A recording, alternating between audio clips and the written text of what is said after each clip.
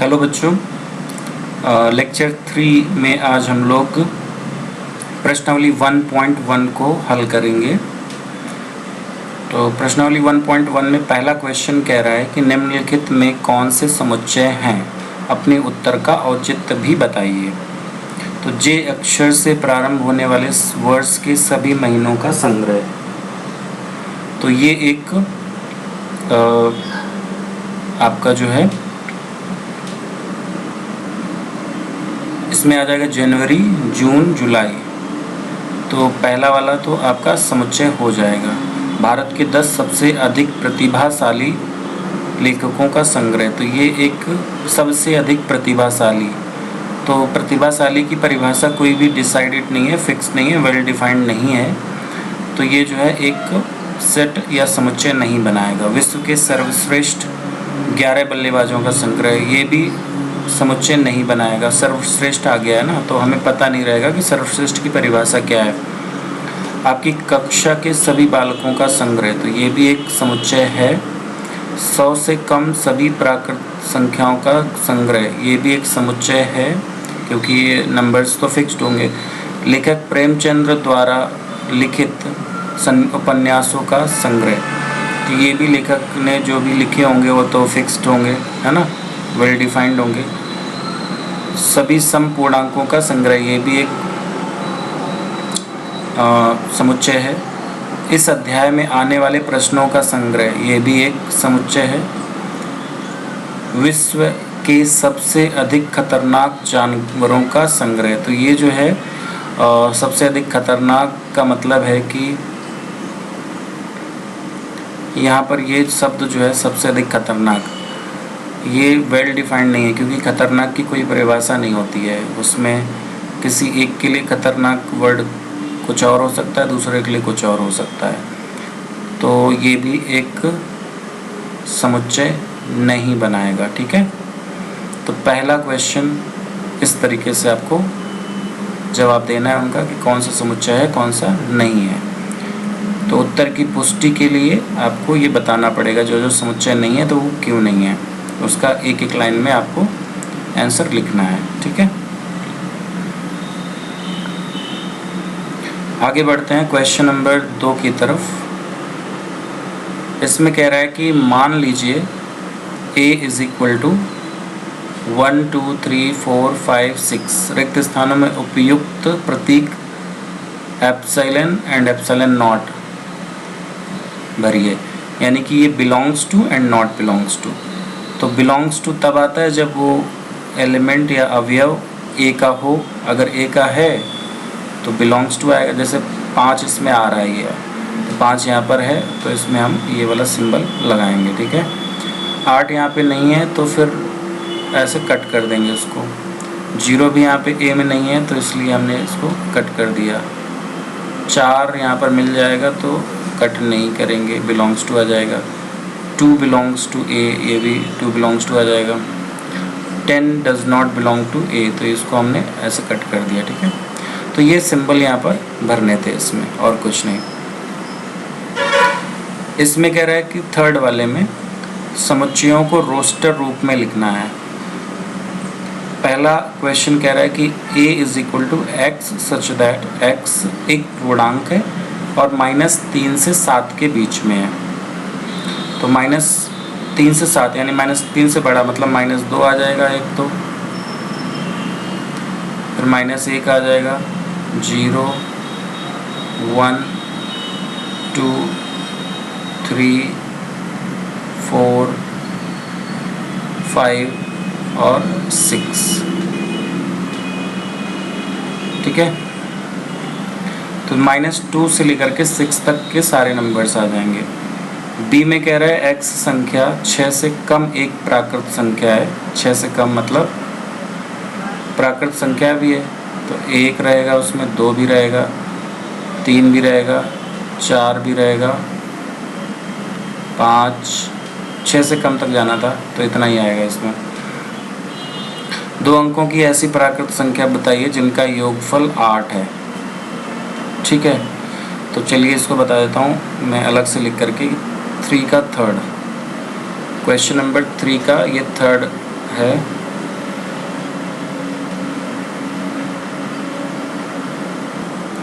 2 अंकों की प्राकृत संख्या जिसके अंकों का योग 8 है। तो इसमें आसानी से हम बता सकते हैं कि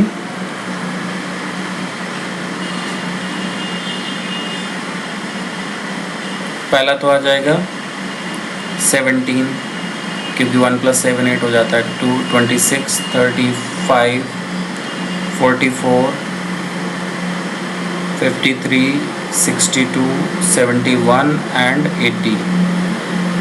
ठीक है, 80 भी आएगा 8 + 0, लेकिन 08 नहीं ले सकते क्योंकि वो 1 डिजिट हो जाएगा इसलिए। तो ये सारे नंबर्स आ जाएंगे जिनके संख्याओं का जो सम है, जोड़ है, वो 8 है। डी में कह रहा है x एक अभाज्य संख्या है जो 60 की भाजक है। ठीक है, तो डी पार्ट में ये सी पार्ट था। डी पार्ट में अभाज्य संख्या जो 60 की भाजक है, तो 60 के फैक्टर कर लोगे 2 × 2 × 3 × 5, तो इसकी भाजक संख्याएं क्या हो जाएंगी? एक तो 1 रहेगा, फिर 2 रहेगा, 4 रहेगा, 6 रहेगा, 10 रहेगा,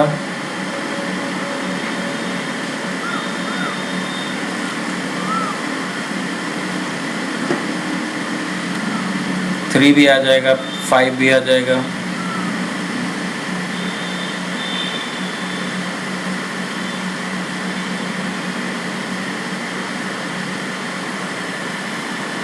ठीक है, फिर 3 के प्रोडक्ट कर लो। नहीं, इसको ऐसे समझ सकते हैं, सारे पता चल जाएंगे क्लियरली क्या हो जाएगा। 1 2 3 4 5 ये सारे फैक्टर्स तो रहेंगे। 6 भी इसका फैक्टर रहेगा।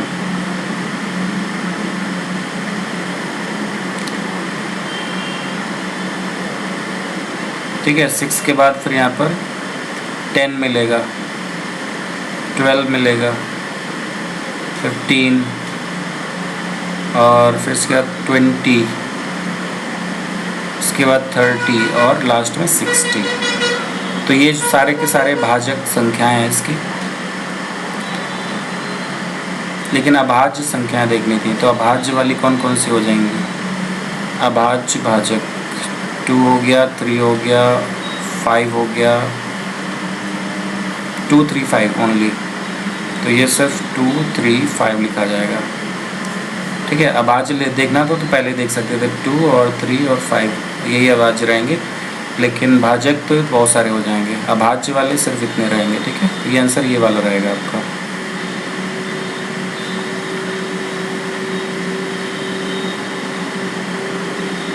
अगले क्वेश्चन की तरफ बढ़ते हैं। उसमें कह रहा है कि E = ट्रिगोनोमेट्री शब्द के सभी अक्षरों का समुच्चय। ट्रिगोनोमेट्री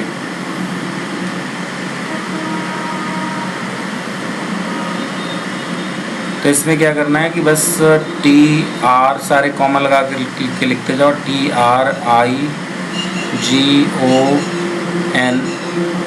यहाँ तक तो सारे सिंगल या फिर इसके बाद ओ रिपीट हो रहा है तो रिपीटेड नहीं लिखना है।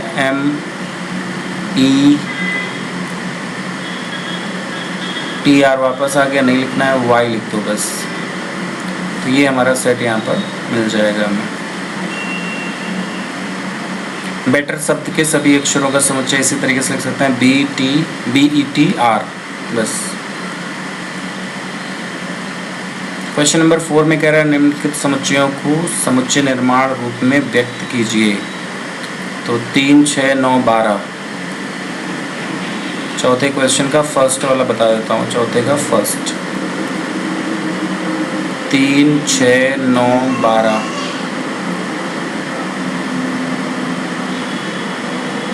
तो इसको समुच्चय निर्माण विधि से जब लिखना होगा तो हम इसको ऐसे लिखेंगे, x = 3n। n की वैल्यू नेचुरल नंबर में है और n < 4। 4 या उससे कम रहेगा।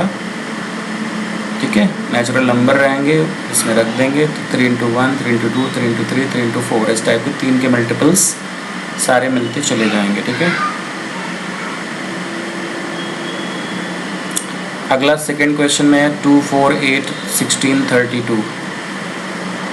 सेकेंड में 2 4 8 1632 एंड सो ऑन इस टाइप से चल रहा है, 32 तक का ही है।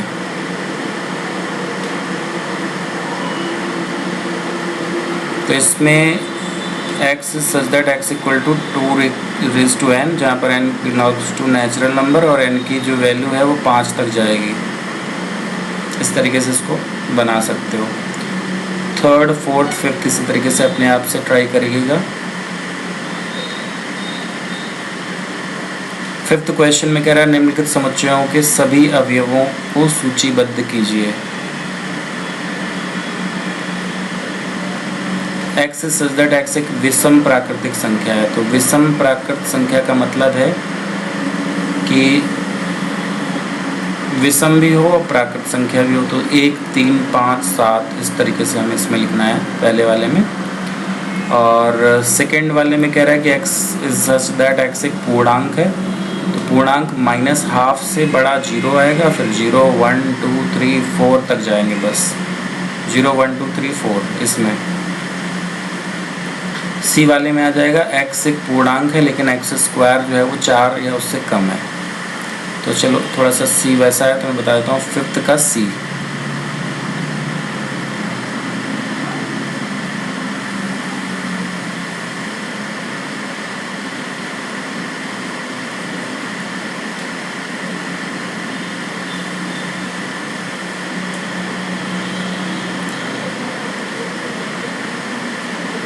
x सच दैट x एक पूर्णांक है और x² 4 से कम है।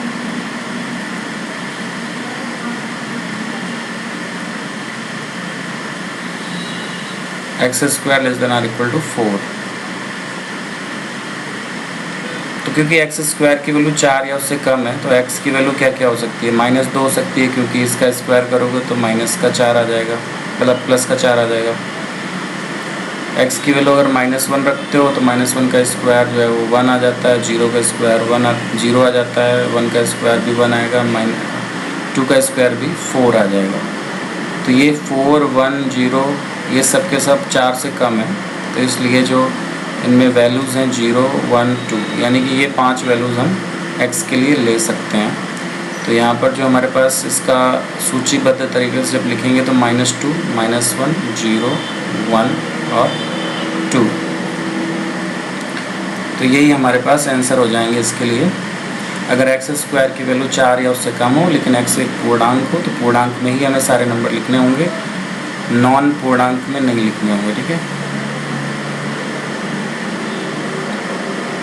डी में लोयल शब्द का एक अक्षर। तो लोयल में जो अक्षर हैं वो सारे नहीं लिखने हैं, बस जो रिपीटेड वाले हैं वो एक बार ही लिखना है। जैसे कि L 2 बार आया तो उसको एक बार ही लिखा जाएगा। तो L, O, Y, A बस इतना हो गया। ठीक है। L, O, Y, A ये लिखना है। और फिर फिफ्थ में कह रहा है कि x सच दैट x वर्ष का एक ऐसा महीना है जिसमें 31 दिन नहीं होते हैं। तो ऐसे महीने सिलेक्ट कर लो जिनमें 31 दिन नहीं होते। जैसे जनवरी में 31 दिन होते हैं तो उसको हटा दो, फरवरी में नहीं होते हैं तो उसको काउंट कर लो, मार्च में 31 दिन होते हैं उसको हटा दो, अप्रैल में नहीं होते हैं, अप्रैल में 30 दिन होते हैं इसलिए उसको काउंट कर लो, मई हटा दो, जून काउंट कर लो, जुलाई हटा दो, अगस्त हटा दो, सितंबर काउंट कर लो, अक्टूबर हटा दो, नवंबर काउंट कर लो। ठीक है। दिसंबर हटा दो। तो इस तरीके से 5 महीने आएंगे लगभग, काउंट कर लेना 4 या 5 हो रहे होंगे। तो उनमें जो है या तो वो 30 दिन के होते हैं या फिर 28 डेज के होते हैं। क्लियर।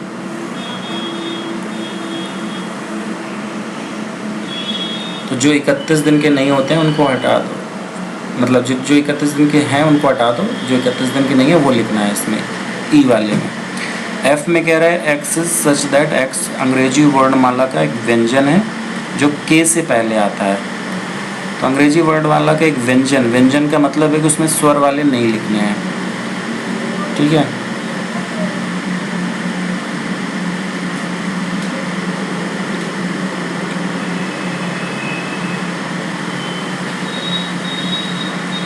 सिक्स्थ है x सच दैट x एक अंग्रेजी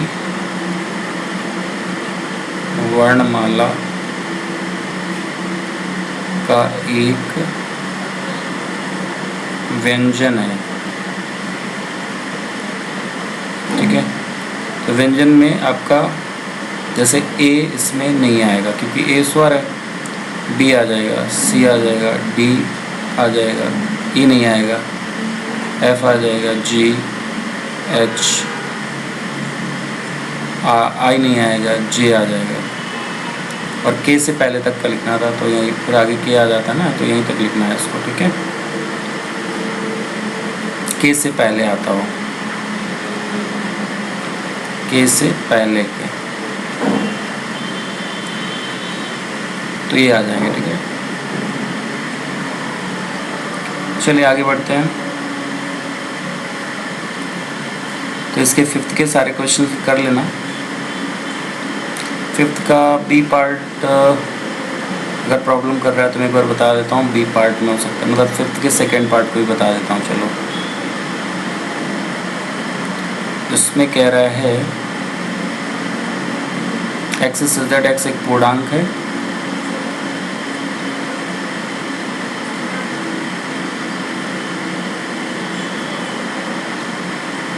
-½ less than x less than 9/2। तो इसमें हमें 9/2 यानी कि 4.5 पूर्णांक की बात कर रहा है, तो 0 आ जाएगा, 1 2 3 4 तक जाएंगे, क्योंकि -½ का मतलब हो गया माइनस का 0.5 और 9/2 का मतलब हो गया 4.5। तो 4.5 से नंबर कम होना चाहिए, इंटीजर में होना चाहिए, तो 4 रहेगा, और -0.5 से बड़ा होना चाहिए यानी 0 रहेगा। तो 0 1 2 3 4 यहाँ पर ये हमारे पास रोस्टर फॉर्म में या सूचीबद्ध तरीके से मिल जाएगा। इसमें कह रहा है कि बाईं ओर रोस्टर रूप में लिखित और दाईं ओर, अगला जो छठवां क्वेश्चन है, बाईं ओर रोस्टर रूप में लिखित और दाईं ओर समुच्चय रूप निर्माण रूप में वर्णित समुच्चयों का सही मिलान कीजिए। तो 1 2 3 6 2 3 MATHEICS 1 3 5 7 9। तो MATHEICS ये तो देखते ही पता चल जाना चाहिए कि मैथमेटिक्स शब्द का एक अक्षर है। ठीक है, उसी के सारे लेटर्स यहाँ पर लिखे गए हैं। तो ये वाला तो यहाँ से आपका डायरेक्टली कनेक्ट हो गया, थर्ड का डी, ये तो कनेक्शन आ गया। अब हमें ये देखना है कि 6 की भाजक हो, ऐसी अभाज्य संख्याएं जो 6 की भाजक हों। ठीक है, तो 6 की भाजक देख लेते हैं, 6th क्वेश्चन है। तो 6 को अगर हम फैक्टराइज करते हैं तो 2 × 3 आता है। तो अभाज्य गुणनखंड जो होंगे या भाजक जो होंगे वो क्या होंगे, 2 और 3। तो इसका बनेगा 2 3 बस। ठीक है, ये हमारा ए पार्ट था शायद, राइट हैंड साइड में जो लिखा है ए, यहाँ। तो ए कनेक्ट हो रहा है कहाँ से, सेकंड से, ये जा रहा है सेकंड पे। बी कहाँ पर कनेक्ट हो रहा है देख लेते हैं। बी एक्स संख्या 10 से कम है, विषम प्राकृत संख्या है, 10 से कम विषम प्राकृत संख्या। तो ये 10 से कम वाली तो आएगी 1 3 5 7 9। ठीक है, और ये किससे कनेक्ट होगा, फोर्थ पार्ट से। ठीक है, ये आपका चौथे से कनेक्ट हो जाएगा। सी में क्या कह रहा है, x एक प्राकृत संख्या और 6 की भाजक है। तो प्राकृत संख्या है, 6 की भाजक भी है। तो 6 की भाजक में वैसे 1 से भी डिवाइड होगा, 2 से भी डिवाइड होगा, 3 से भी और 6 से भी। तो 1 2 3 6 यानी कि फर्स्ट कनेक्ट हो जाएगा इससे। तो इस तरीके से सारे अगर कनेक्ट करके हम देखें तो फर्स्ट वाला आपका आएगा यहाँ पे कनेक्शन, 2 3 आएगा ए से कनेक्शन, मैथमेटिक्स वाला यहाँ से कनेक्ट होगा, और 1 3 5 7 9 विषम प्राकृत संख्याएं हैं, ये बी से कनेक्ट हो जाएगा। ठीक है, तो इस तरीके से ये जो है 6th क्वेश्चन आपका कंप्लीट हो जाता है। और इसके बाद फिर रिक्त समुच्चय हमें पहले से पता ही है कि रिक्त समुच्चय क्या होता है, कि जिसमें हमें कुछ भी एलिमेंट ना मिले, वो रिक्त समुच्चय है। परिमित और अपरिमित समुच्चय का मतलब होता है जिसमें, परिमित का मतलब जिसमें सीमित नंबर हों, सीमित संख्याएं हों, अवयवों की संख्या सीमित हो, वो परिमित समुच्चय होंगे। और अपरिमित जिसमें असीमित संख्याएं हों अवयवों की, वो अपरिमित समुच्चय हो जाते हैं। जितने भी नंबर सिस्टम है, जितनी संख्या पद्धति के अवयव होते हैं, जैसे प्राकृतिक संख्याएं हो गई, उनका समुच्चय है ना, परिमेय संख्याओं का समुच्चय, ये सब कैसे होते हैं, ये सभी जो है इनफाइनाइट सेट्स हैं, यानी कि अपरिमित समुच्चय हैं। ठीक है, जैसे गिनती करी जा सके अगर, तो वो परिमित होते हैं। जैसे कि सप्ताह के दिनों का समुच्चय अगर बनाना है तो वो परिमित है। x² - 16 = 0 के हलों का समुच्चय अगर बनाना है तो वो परिमित है, क्योंकि उसमें 2 ही हल आएंगे। ठीक है, और यहाँ पर टिप्पणी जो कह रहा है कि सभी अपरिमित समुच्चय का वर्णन रोस्टर रूप में नहीं किया जा सकता। वास्तविक संख्याओं के समुच्चय का वर्णन इस रूप में नहीं किया जा सकता, क्योंकि इस समुच्चय के अवयवों का कोई विशेष पैटर्न नहीं होता है। क्लियर? तो जैसे 6वां सवाल है, इसमें पहला कह रहा है कि x जो है वो नेचुरल नंबर है, यानी प्राकृतिक संख्या है, और x - 1 × x - 2 = 0। तो इसको जब हल करोगे तो केवल 2 ही नंबर आएंगे, 1 और 2। तो ये परिमित समुच्चय हो गया। x² / 4 को हल करोगे तो 2 आएगा और -2 आएगा, लेकिन नेचुरल नंबर में केवल एक ही एलिमेंट होगा, तो 2 आ जाएगा।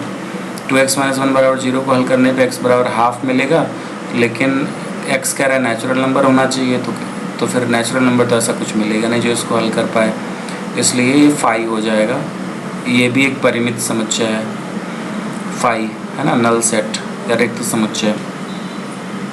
x एक अभाज्य संख्या है, तो नेचुरल नंबर हो लेकिन अभाज्य संख्या हो, क्योंकि ये एक अपरिमित समुच्चय है। अभाज्य संख्याओं का समूह जो होता है वो अपरिमित होता है, बहुत सारी संख्याएं होती हैं जो कि अभाज्य होती हैं। 5वां है x नेचुरल नंबर और x विषम है। तो विषम है तो ये भी एक मतलब जो है अपरिमित संख्याओं का समुच्चय है। ठीक है, तो आज के लिए हम लोग इतना ही रखते हैं, बाकी फिर नेक्स्ट प्रश्नावली अगले वीडियो में हम लोग स्टार्ट करेंगे, अगले लेक्चर में, लेक्चर 4 में।